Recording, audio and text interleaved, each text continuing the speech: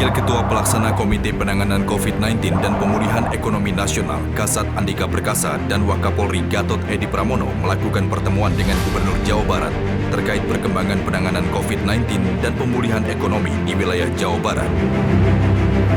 Pertemuan yang diadakan di Gedung Sate Bandung diawali dengan laporan Ridwan Kamil mengenai upaya yang telah ditempuh untuk penanganan COVID-19 di berbagai daerah di Jawa Barat.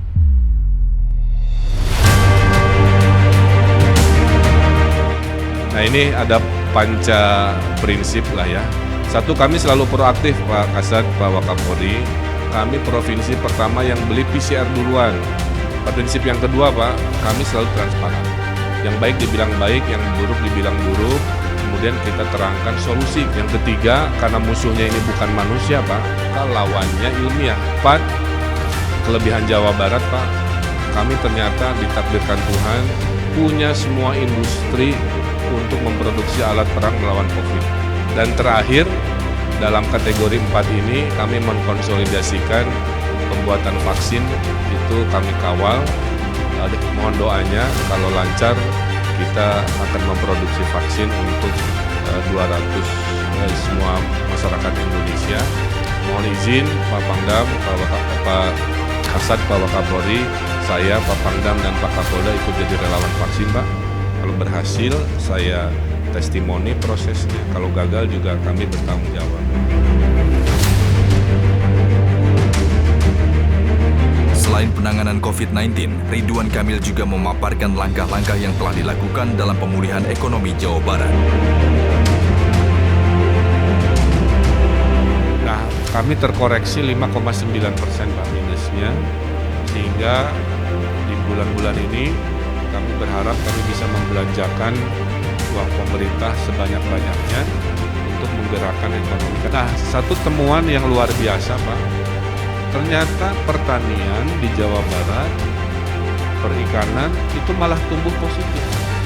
Jadi kesimpulannya industri pangan itu tidak terganggu oleh COVID. Jadi pertanian, perikanan, peternakan itu tumbuh di atas 9%. Jenderal TNI Andika Perkasa dan Komjen Pol Gatot Edi Pramono menghimpun laporan tersebut dan nantinya akan menindaklanjuti sesuai dengan arahan Ketua Pelaksana Komite Penanganan COVID-19 dan Pemulihan Ekonomi Nasional yakni Erick Thohir. Pak Gub, terima kasih banyak.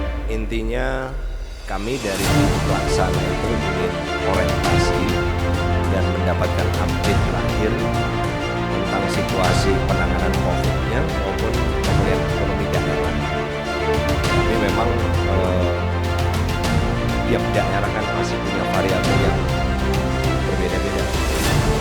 Tidak bisa juga kita langsung mengambil kesimpulan tentang kebijakan.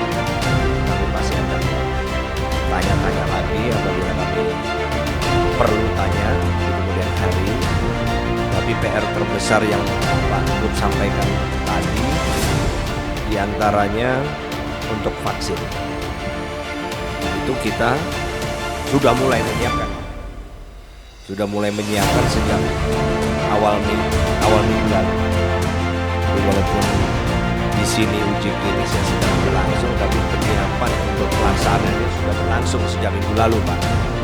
Sehingga begitu siap, kita tidak lagi diganggu oleh kebutuhan administrasi maupun koordinasi. Kami di sini akan mendukung apa yang menjadi arah kebijakan Pak Gubernur, apalagi kan Forkompimdanya sudah kompak semua. Tadi masukan nanti Pak Kasat pasti akan menyampaikan ke Pak Erick.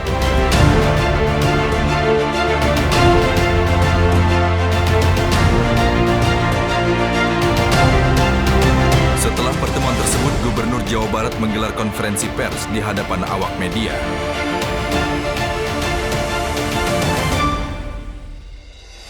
Jawa Barat saya laporkan pengetesan sudah tertinggi kedua setelah Jakarta.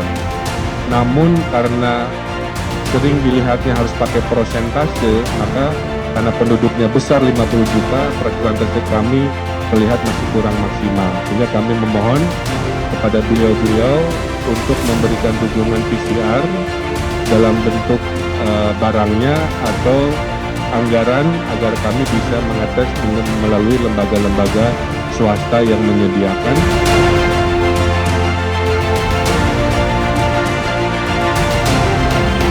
Pertemuan kedua Wakil Ketua Pelaksana Komite Penanganan COVID-19 dan Pemulihan Ekonomi Nasional dengan Gubernur Jawa Barat merupakan bentuk kolaborasi dalam menangani pandemi, karena Provinsi Jawa Barat merupakan salah satu wilayah dengan jumlah pasien COVID-19 terbesar di Indonesia.